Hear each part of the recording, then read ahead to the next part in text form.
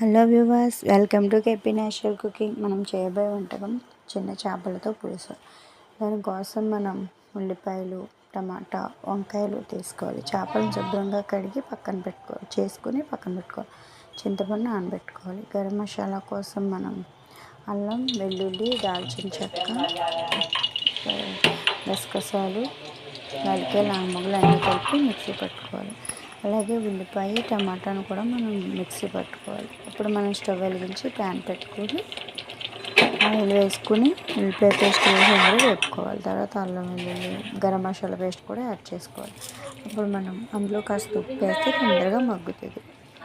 ఉప్పు వేసుకున్నాక చిటికెడు పసుపు,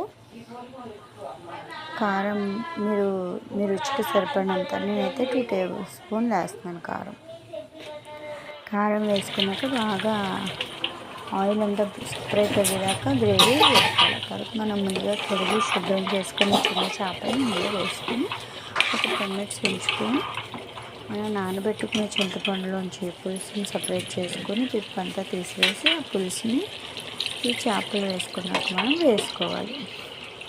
అప్పుడు మనం వంకాయలు కూడా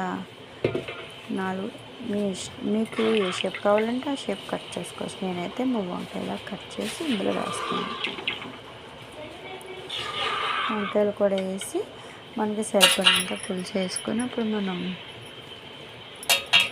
మూత పెట్టుకోవాలి. అప్పుడు ఒక 20 మినిట్స్ అది బాయిల్ అయిన తర్వాత వంకాయ కూడా పూర్తిగా ఉడికిపోద్ది. అంతే, మనం స్టవ్ ఆఫ్ చేసుకుంటే ఎంతో రుచికరమైన చేపల పులుసు రెడీ.